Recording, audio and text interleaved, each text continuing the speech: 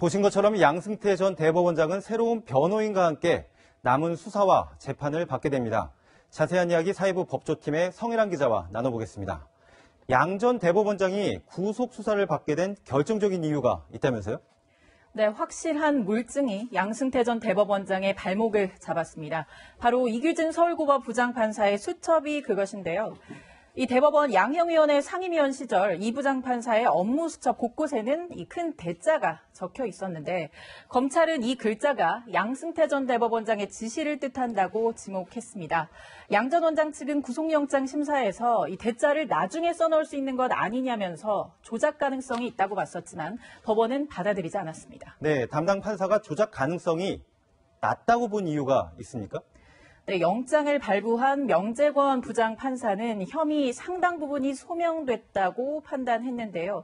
이 부장판사의 수첩 여러 곳에 대자가 적혀 있고 또 지시사항이 매우 세밀하게 적힌 것으로 보아서 이 조작 가능성은 낮다고 판단을 했던 겁니다. 네, 과거에도 참모들의 수첩 때문에 발목이 잡힌 사례가 있었지 않습니까?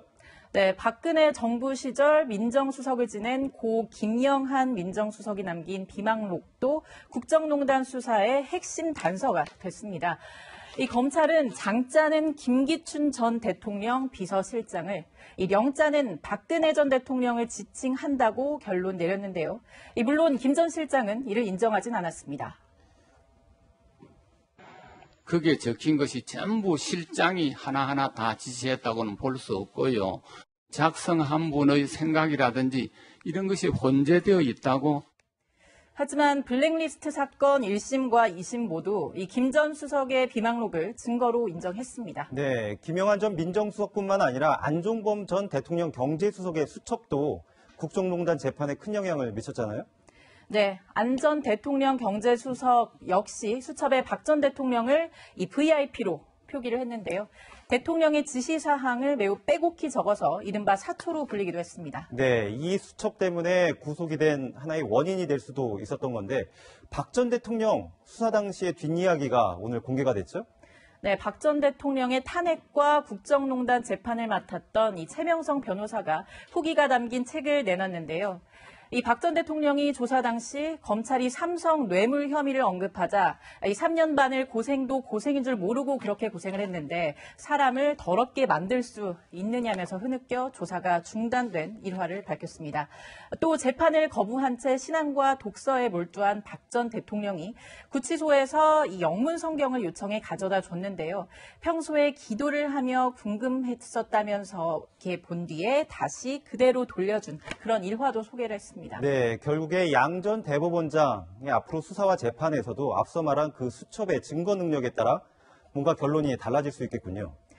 네, 안 전 수석의 수첩 증거 능력에 대해서는 재판부마다 그 판단이 엇갈렸는데요. 이 이재용 삼성 부회장의 항소심에서만 증거 능력이 인정이 되지 않았습니다. 결국 최종심은 대법원의 판단이 남아있는 건데 양 전 대법원장의 재판에도 영향을 미칠 것으로 보입니다. 네, 설명 잘 들었습니다. 서울구치소에서 주말을 보낸 양승태 전 대법원장이 새 변호인을 선임했습니다.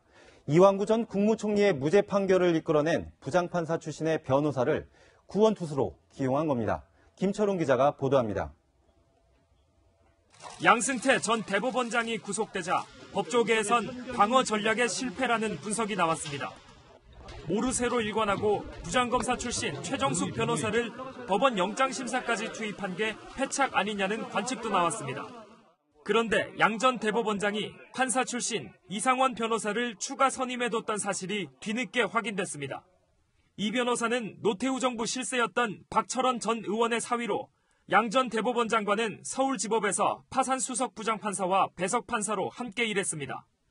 성완종 리스트에 연루된 이완구 전 국무총리를 변호해 무죄 판결을 받아내기도 했습니다. 재판부의 결정에 대해서 기영의 말씀을 드리고 진실을 밝히게 해주셔서 대단히 감사합니다. 이런 가운데 변호인단 측은 오늘 양 전 대법원장이 구속 전과 같은 자세로 검찰 조사에 임할 것이라고 밝혔습니다. 모르쇠 전략이라는 비판에도 일관된 진술로 신빙성을 높여가겠다는 전략으로 보입니다. 네, 지난 월요일 서울시가 이 새 광화문 광장 설계안을 발표했었죠. 그런데 이 박원순 서울시장이 내놓은 설계안에 대해서 김부겸 이 행정안전부 장관이 절대 받아들일 수 없다면서 강하게 반대하고 나섰습니다. 이 박원순 서울시장도 가만히 있지 않았었는데요. 그 목소리 직접 들어보시죠. 합의가 왜 안 돼? 잘 될 겁니다. 잘 된다니까. 많은 전문가와 시민들의 의견을 들어서 충분히 논의해서 결정한다. 그동안 쭉 협의도 해왔고 또 앞으로도 협의할 거고. 사실 이제 두 분이 범여권 내 차기에 유력한 대선 후보시잖아요. 예. 그리고 한 분은 서울시장, 한 분은 행정안전부 장관인데 이 광화문 새롭게 이제 조성을 한다는 광화문의 부분에 있어서 굉장히 좀 민감한 사안인 것 같습니다. 이거 왜 그런 거예요?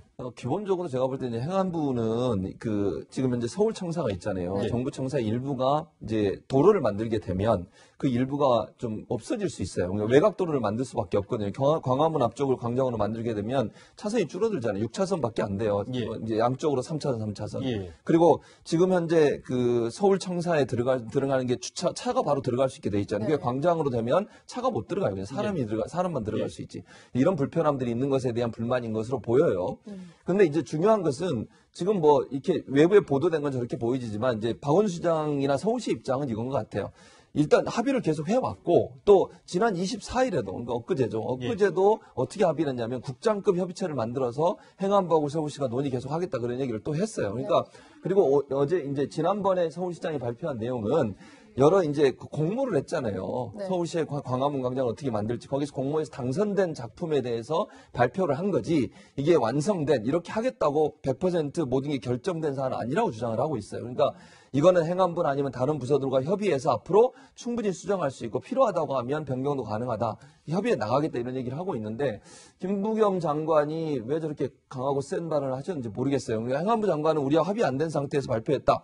이러면서 얘기를 하면서 보도가 되면서 문제가 되고 있는데 서울시는 그렇게 얘기하지 않고 있거든요. 예. 그러니까 서로 의견이 약간 이제 오해가 있는 네. 부분이 있는 것 같아요. 제가 볼 때는. 근데 김부겸 장관이 왜 저렇게 강하게 예컨대 뭐 합의도 안 된 사안을 그렇게 발표할 수 있느냐고 얘기했는데 서울시는 그렇게 이게 합의돼서 완전히 결정된 사안이 아니고 예. 이 사안은 앞으로 논의해서 합의할 거다. 그러니까 이거는 당선된 작품에 대한 발표인 거지 100% 완전히 합의된 그런 내용은 아직 아니다라고 이렇게 발표하고 있는 상황입니다.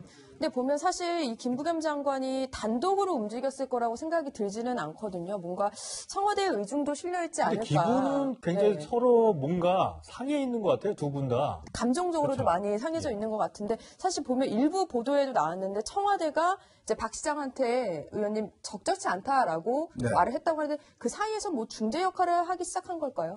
그러니까 저는 이 계획 자체가 일단 설계를 맡길 때 뭐 여러 가지 옵션을 줍니다. 예. 자, 그럼 어떤 정도의 옵션을 주서 그 계획을 할 거 아니겠습니까? 그렇죠. 그 공모할 때 그러죠. 그렇죠. 근데 우리가 좀 전에 아시겠지만 여기 대통령이 정부종합청사 쪽으로 청와대를 이전한다는 계획이 있었잖아요. 네. 예, 예. 자, 그러면 이 계획과 그다음에 이 지금 서울시의 계획은 완전히 상반된 겁니다. 사실은 서울시의 안대로 하게 될 경우는 청와대에 아예 만들지 못해요.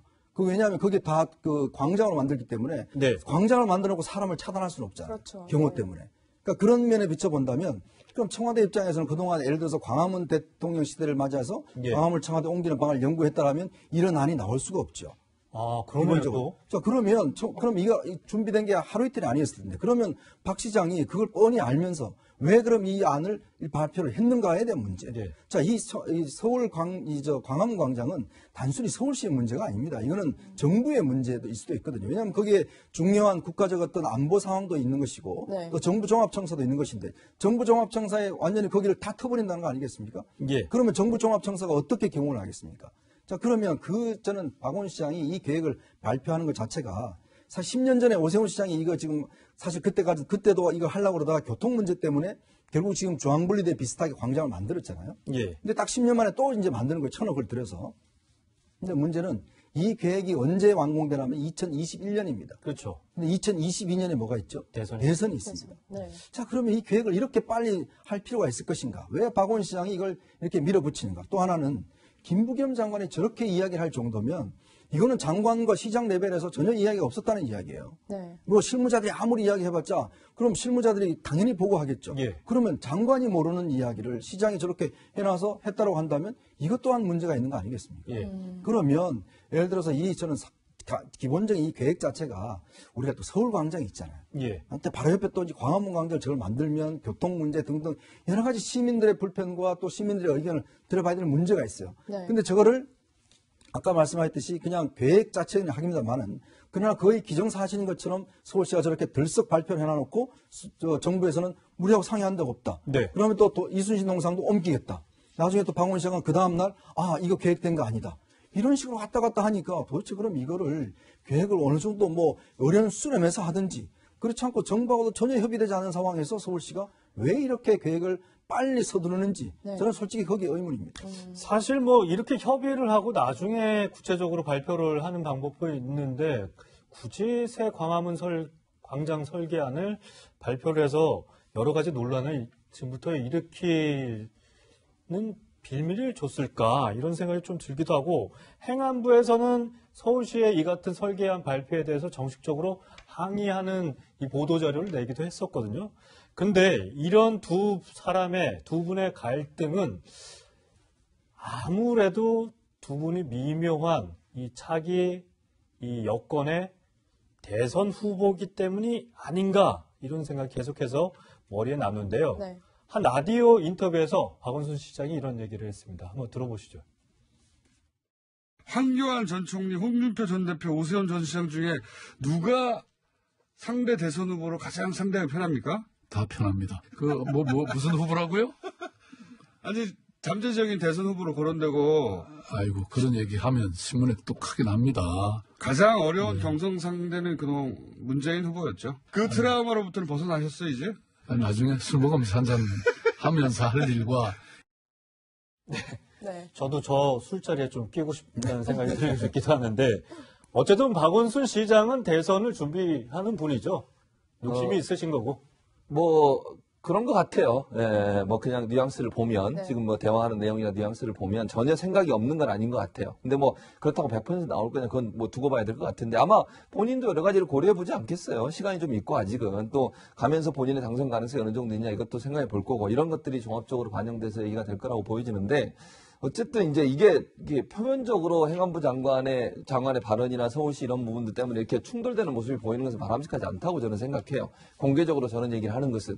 그러니까 협의를 충분히 해야 되겠죠. 그리고 아까도 제가 언급해 드렸습니다만 서울시는 충분히 협의하고 있고 앞으로도 협의할 거라고 얘기했고 지금 이렇게 발표한 이유는 국민적으로 여론도 수렴하고 국민들이 어떻게 생각하는지 이런 부분에 대한 시간도 갖겠다는 의미로 발표했다고 얘기를 하고 있어요. 그러니까 이게 무슨 발표하고 나서 이 발표한 대로 원한 대로 다 간다는 게 아니라 국민들 여론도 듣고 또 관련된 부처하고도 문화재청하고도 여러 번 상의하고 회의했다고 서울시는 발표하고 있는 상황이거든요. 그러니까 행안부 장관이 왜 저런 얘기를 했는지는 제가 잘 모르겠습니다만 저런 얘기를 공개적으로 하는 것은 바람직하지 않다. 그러니까 협의를 하고 문제가 있으면 서울시하고 논의하고 이런 과정을 거쳐야지 저렇게 마치 대결 구도가 되는 것처럼 보도하는 순간 정부의 정책 자체가 비판의 대상이 될 수 있잖아요. 그래서 여러 가지를 좀 고려해서 행동하고 발언해야 된다는 생각은 듭니다.